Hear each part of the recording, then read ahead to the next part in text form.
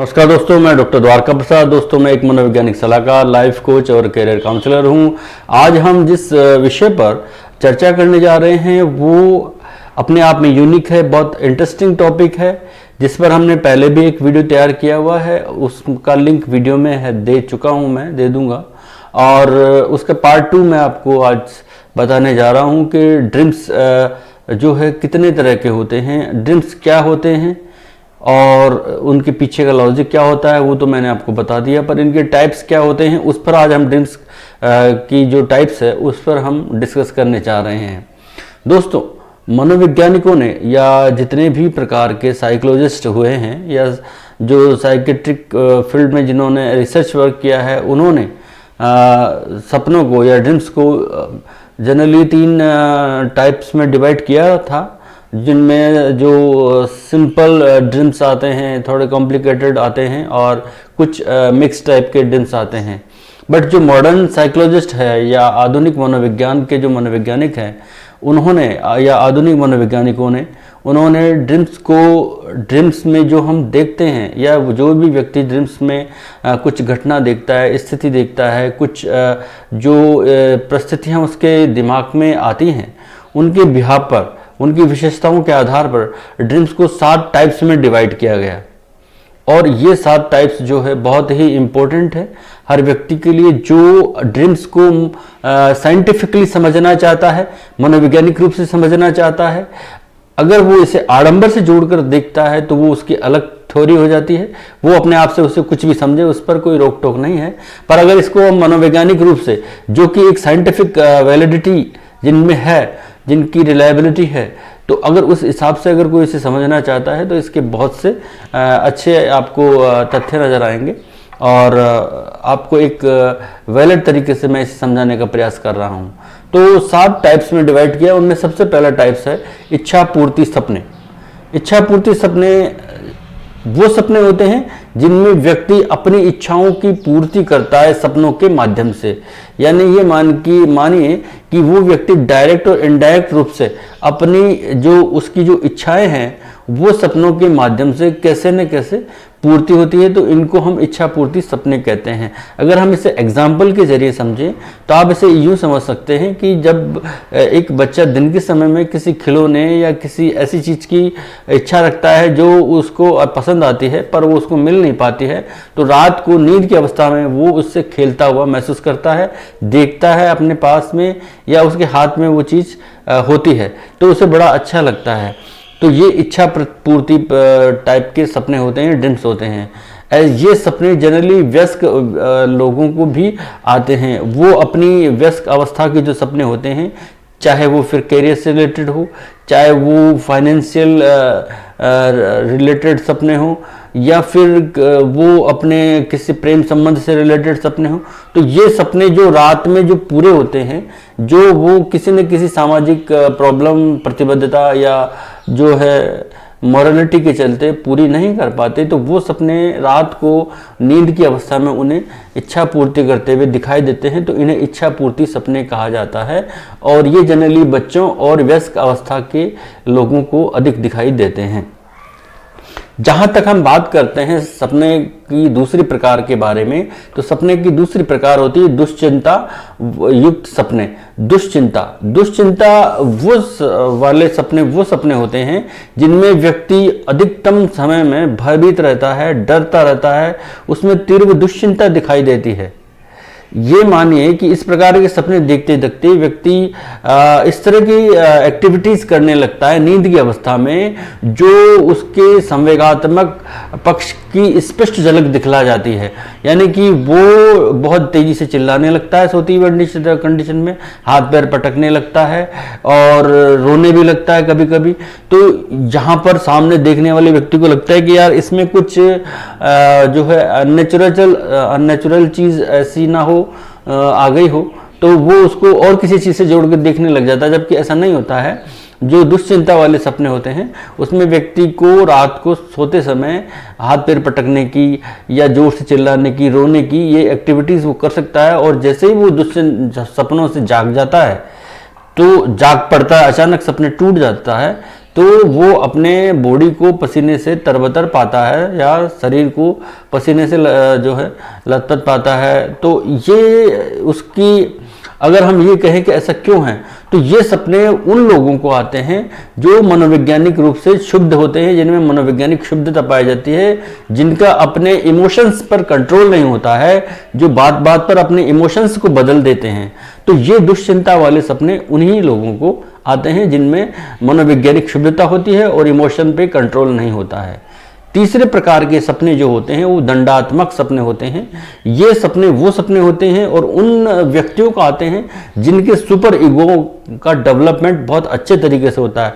जब super ego का development बहुत अच्छे तरीके से होता है, super ego in the sense परम अहम, यानी कि उसका परम अहम जो है बहुत अच्छे से डेवलप हो जाता है, तो परम अहम जो है उनको ऐसे कार्य करने से रोकता है दिन के समय में जो एंटी सोशल होते हैं, इमोरल होते हैं और सामाजिक जो है नियमों को विपरीत होते हैं।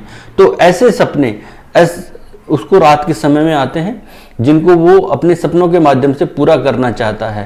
तो ये सपने जो हैं सुपर ईगो उनको दिन के समय में जो है करने से रोकता है और रोकने की वजह से वो रात को सपने के माध्यम से उसको दिखाई देते हैं। इसमें कई अनैतिक कार्य भी होते हैं, दमित इच्छाएं भी होती हैं और कुछ ऐसे होते हैं एंटी सोशल वर्क भी होते हैं, जैसे किसी के साथ मारपीट करना, किसी के साथ लड़ाई झगड़ा करना, किसी को शारीरिक नुकसान पहुंचाना आदि आदि।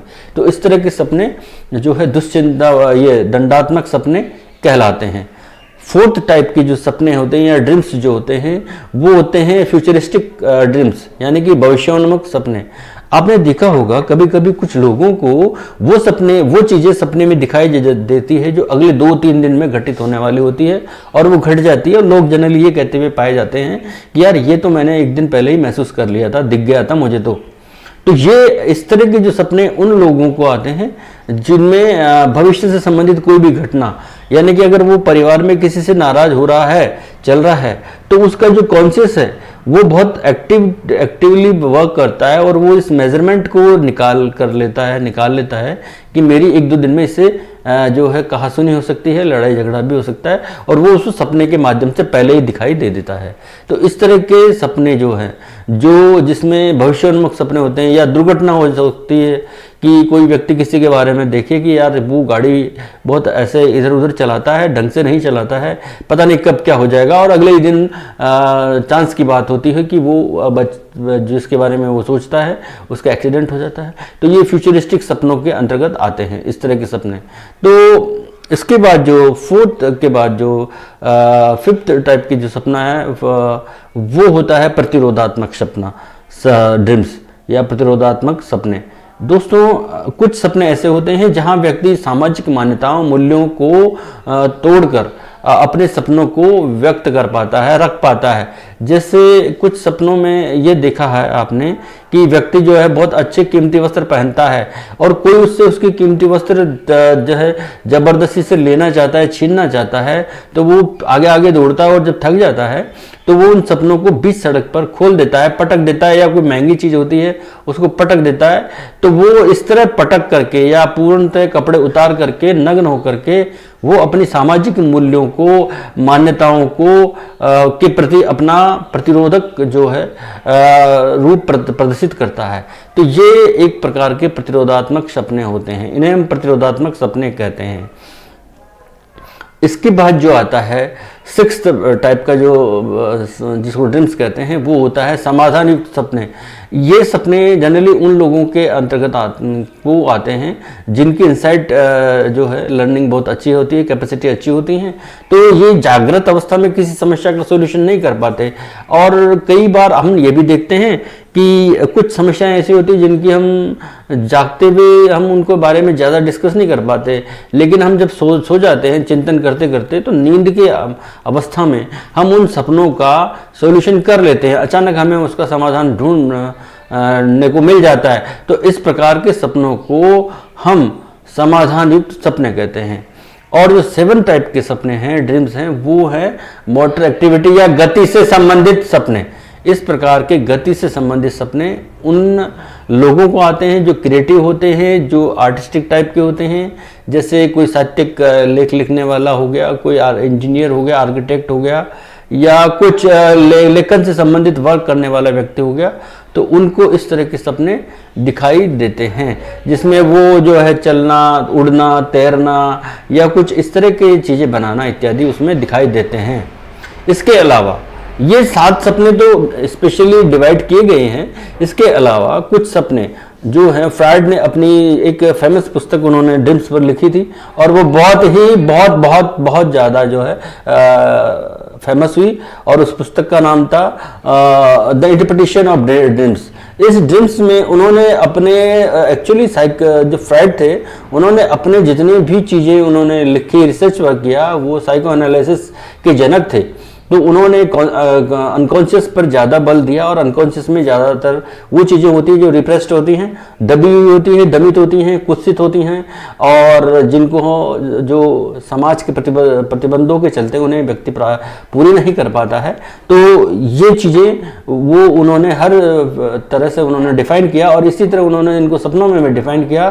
तो फ्रायड ने ये बताया कि जो है ये वो सपने हैं, जैसे अगर किसी व्यक्ति को सपने में रात को ये दिखता है कि कोई लंबा पदार्थ, लाठी या पाँव या कुछ केला वगैरह दिखता है, तो उसको उन्होंने मेल सेक्स ऑर्गन से डिफाइन किया कि ये उससे जुड़ा हुआ कुछ दिखाई दे रहा है। इसी तरह अगर कोई गहरा गड्ढा हो गया, या कोई खाई हो गई, या कोई गुफा हो गई, तो इसको उन्होंने फीमेल सेक्स ऑर्गन से डिफाइन किया। और कोई मुलायम हो गया, गेंद बॉल वगैरह हुआ, तो इसको उन्होंने ब्रेस्ट से कंसर्न करके बताया कि ये वो उस तरह के ड्रीम्स से रिलेट किया उसको। और इसके अलावा उन्होंने जैसे छोटे जीव जंतु अगर व्यक्ति को सपने में दिखाई देते हैं, तो उसके पारिवारिक या भाई बहनों से रिलेटेड सपने होते हैं। अगर किसी को अपने सपने में माँ बाप को देखना होता है, या ये समझिए कि उसको कोई फेमस पर्सनैलिटी दिखती है, राजा रानी दिखते हैं, तो वो ये समझिए कि उसको अपने माता पिता की याद आ रही है, या माता पिता उसको सपने में दिखाई दे रहे हैं। जहाँ तक अगर वो तैरना, दौड़ना, कहीं भागना, या कहीं पे चलना उतरना इत्यादि करता है, तो ये एक सेक्सुअल इंटरकोर्स से रिलेटेड जो है उसको रिलेट किया उसने, फ्रायड ने।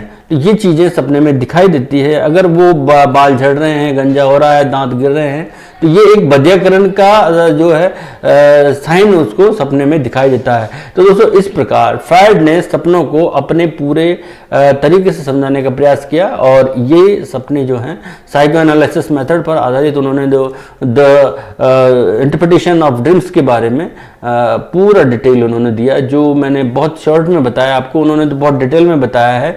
तो सपनों का एक मनोवैज्ञानिक ढांचा उन्होंने बताया कि ये इस तरह की चीज़ें अगर दिखती हैं तो वो क्यों दिखती है, और उनको हम किस किस चीज़ से रिलेट कर सकते हैं। तो दोस्तों मेरा आज का वीडियो यहीं तक था। कैसा लगा ज़रूर बताइएगा। थैंक यू वेरी मच, धन्यवाद।